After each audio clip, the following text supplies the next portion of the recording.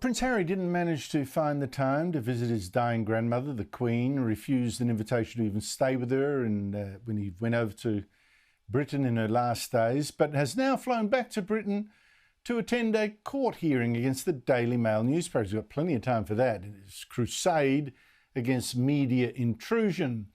Harry even went to London's High Court as one of 7 high-profile people suing the Daily Mail newspaper for allegedly invading their privacy and tapping their phones. The others include Elton John and his husband and actress Elizabeth Hurley. Joining me from London is Tom Slater, editor of Spiked Online. Good to see you again, Tom. Why is Prince Harry there? What is his complaint with the newspaper? So the allegations that he and these other 6 very prominent individuals are making are very serious. They're criminal allegations around hacking of phones, around hiring private investigators to plant listening devices, accessing bank accounts and so on. So all of this is very serious. It should have its day in court, of course. But we can't help but notice that it comes in a broader context of Prince Harry waging really a crusade against the British press and going after the British press, not just for allegedly, and they are alleged at this point, criminal actions, but just for disagreeing with him, for criticising him. When him and Meghan Markle first got together, he issued a missive arguing that the comment pieces that were being written about Meghan, just comment pieces, had racist undertones.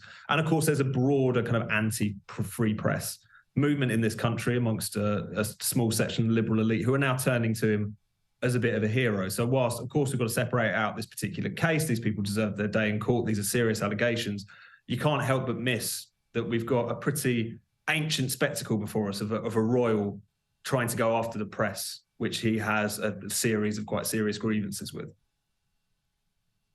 Yes, I think his wife was very lucky to get away with a court verdict in her favour after she, in my opinion, misled the court, had to apologise for saying she hadn't briefed a certain person, etc., etc.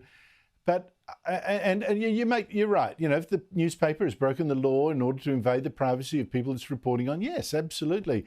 But I have to say, claiming a breach of privacy, making such a big deal of it, when he himself has betrayed the privacy of his father and of his stepmother and of his brother and of his sister-in-law by revealing private conversations in his memoir called Wah, or Spare, whatever. I thought this report today by Sky UK was ridiculous. Have a listen. Prince Harry apparently harnessing his star power to draw attention to what happens here. The poster boy, if you will, for privacy. Well, the poster boy for privacy, Tom. I mean, you got a gag.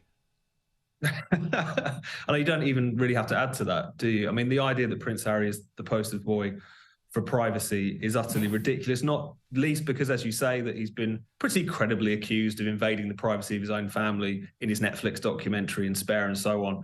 I think he's been guilty of invading his own privacy as well. I mean, after having poured through his book, I feel I know far too much about this man myself. I feel like I know his anatomy better than I know my own. And yet, again, this is the thing about Prince Harry, Meghan Markle, and this issue of privacy. They don't really want privacy. They want to be in the newspapers all the time. They just want to be in control of what is said about them. And that's been a thread throughout all of this pantomime that has been the Harry and Meghan show.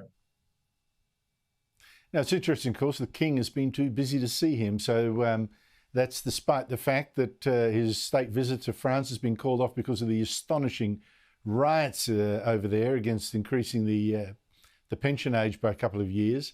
But it sounds to me like a very definite signal that that Charles is not trusting his younger son, to come back in the fold. Not yet.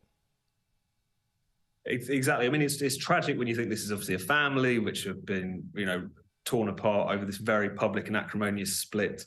But you can't help but think that Harry is really the author of this complete breakdown in the relationship. I mean, it seems like, and you see this from a lot of the royal reporting, that one of the fundamental concerns that a lot of the royals now have is even meeting with them insofar as what details of what they speak to each other might get out to the press. And that's not exactly a paranoid concern, given the fact that in Spare, in the Netflix documentary and so on, you have very intimate moments in their lives effectively recounted verbatim. So it's a very sad state of affairs, just on a human level as much as anything else, but you can't really blame individuals of the royal family for being wary of Harry and Meghan, given how much they've divulged over the course of the past year or so. And certainly, even more so when he's the king. You cannot have the royal institution undermined by inviting Harry and his babbling wife to come and observe and then trash everything they see.